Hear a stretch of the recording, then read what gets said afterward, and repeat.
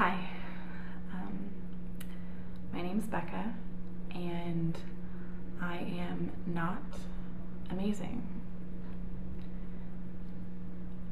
A year ago, I could have never admitted that. It wouldn't have even crossed my mind to admit that. But hey, college is a time for transformations, right? Normally, college life feels kind of encapsulated from the rest of life.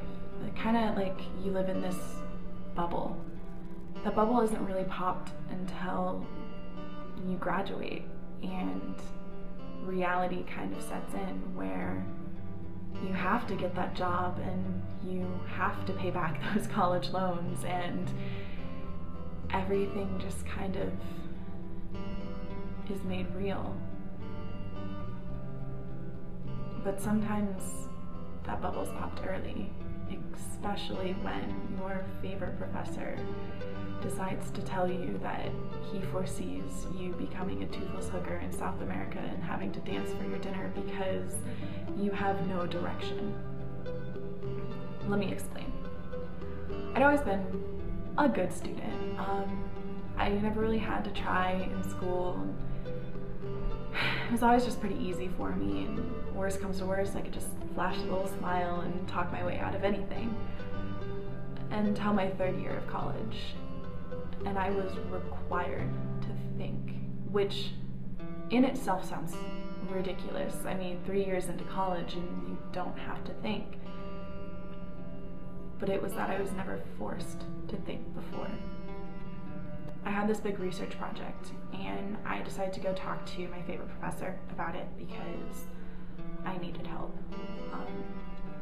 So it was the best and worst hour of my life, because for the first 30 minutes it was great.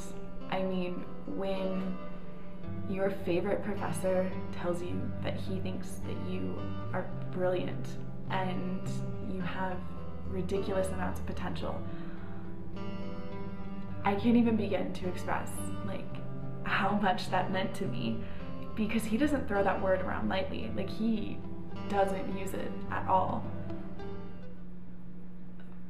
But then things changed, and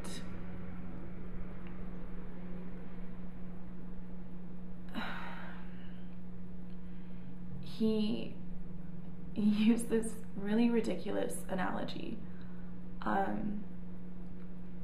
that my life was like a gun, and I was the bullet, and the gunpowder was my potential, and there was so much there. But the barrel of the gun was my future, my path, my journey, destiny, whatever you want to call it. And it wasn't straight. And he told me he saw my life blowing up, basically. And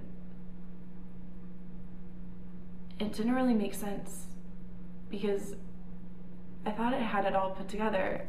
And he kept going, and he said that that wasn't even the worst part, was that he saw it blowing up because that meant I tried. What made it worse was that he thought that I wouldn't try, and that I'd graduate and end up working at a soup kitchen or something, and decide to start traveling the world to try and figure out what I wanted to do, and then meander my way down to South America and have to end up dancing on tables as a toothless hooker for my dinner because I never used that potential and I'd given up on myself, which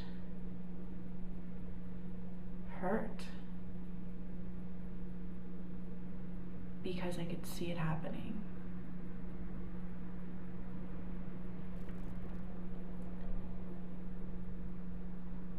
That 1 hour conversation changed everything for me.